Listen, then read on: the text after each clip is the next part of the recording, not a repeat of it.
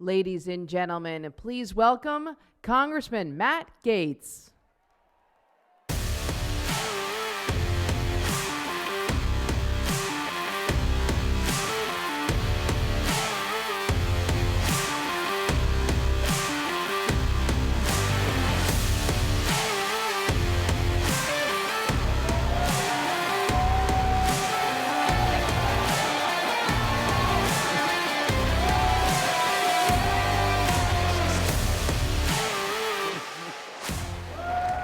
Thank you. Thank you all so much. Rolling Stone magazine calls me President Trump's most shameless defender in the United States Congress. GQ says I'm the Trumpiest congressman. They intend these missives as insults, but I wear them as the badges of honor they are. For it is an honor to bring joy and energy and passion to our movement, the greatest in American history. Now, Bernie Sanders imagines a very different world, one without cows, cars, buildings, airplanes, straws, or cheeseburgers. And Michael Bloomberg has spent $400 million and counting to take away our guns and our big gulps. They tell Americans not to do more with less, but to do less with less. As conservatives, we hold tight to our principles by remembering our people, the United States of America, first, always, and forever. If we win, our people will have more, better jobs, higher wages, real opportunity. If they win, they will extend the dysfunction of the territory they already mismanage. They would bring us Detroit's gun control laws and California's illegal immigration sanctuaries. They would disarm you and then invite MS-13 to live next door. Turns out, the liberal elites ain't so elite after all. We do not fear the political correctness police or cave to the cancel culture. We take up the duties as they are before us, and we meet them. Promises made, promises kept. You know, Donald Trump won the election. Despite their best efforts, Donald Trump is still our president, and we are the elites now.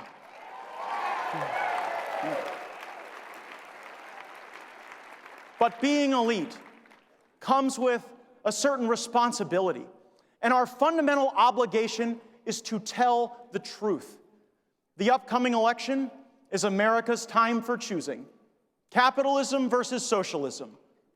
But hear me now, we will not be able to successfully defend crony or corrupt capitalism. Honest capitalism, what we cherish, is under attack every day. Not just by the Bernie bros and Antifa and the radical left, but by special interests and PACs inside the swamp of Washington, D.C. You know, sometimes it feels like it doesn't even really matter which political party wins the election, because in Congress, the winner is too often the special interest that shuttles around the most campaign donations. Committee assignments are even given out to the members of Congress most indebted to special interests. Committee staffers use the orientation process to tell new members of Congress which PACs will donate based on influence.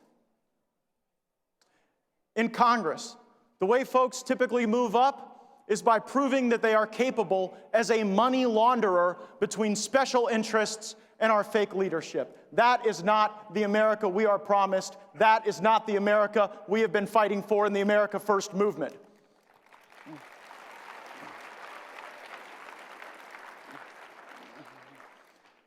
No corporate interest should ever be strong enough to export America's bravest patriots to unfocused, unconstitutional forever wars, or import cheap, illegal labor to undermine America's economy here at home. Big business, you know, they love the PAC process because PACs allow big business to put their interests over Americans. I know, I'm here to confess, I've catfished special interests at hundreds of thousands of dollars, and while I never met their expectations, I always knew what they wanted. And what Washington PACs don't want is for us to peel back the curtain and expose their corruption. They want us to chant, "Drain the swamp," and then do nothing about it, as they turn the swamp into their own personal luxury mud bath. Our founding fathers did not commit treason against the crown of England just to watch our generation turn around and prostitute ourselves to multinational globalist corporate interests. They did not do that. No, our founding fathers pledged their lives, their fortunes, their sacred honor. You know, in Washington, we hear a lot about fortunes, not so much about honor and sacredness. This PAC donation process, with the expectation of exchanging money for favors, renders public service, what should be the noblest of professions, dangerously close to the oldest profession. I've never turned tricks for Washington PACs, but as of this very moment, I will not pick up their money in the nightstand anymore.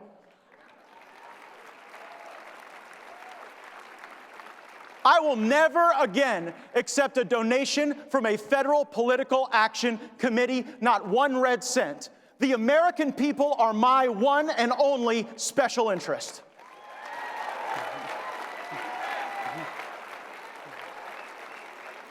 I'm a different kind of Republican. I'm the only Republican returning to Congress to make this no PAC pledge. And there are some Democrats, like my friend Ro Khanna, who do it right. But there are far more Democrats who morally preen themselves by swearing off corporate PACs, and then they go and gorge on union PACs, ideological PACs, and something ironically called leadership PACs. Real leadership is telling the American people the truth about who is funding your political campaign and your politics. And so we need the American people to engage and drive the fate and fortune of this great country where President Trump has given us so much opportunity to challenge the status quo and to do better.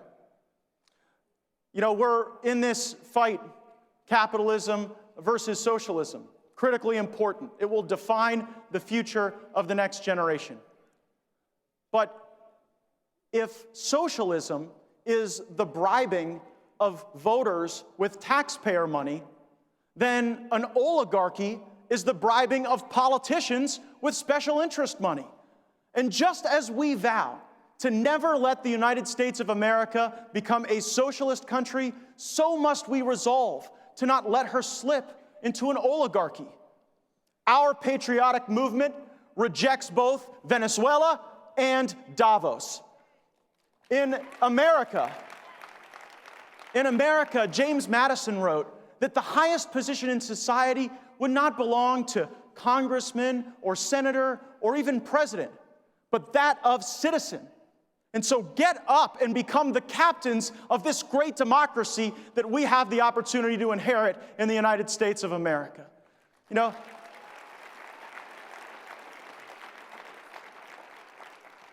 America is not just an idea. It is our home. And we must protect our home. And so join me. Let's send the message that your home, my home, our home is not for sale to any special interest for any cost ever.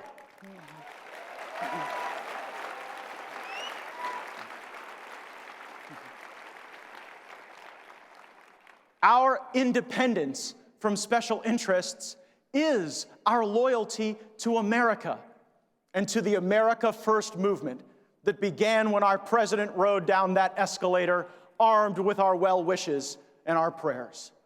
And as President Trump says, the best is yet to come. Thank you all so much. Let's go get them.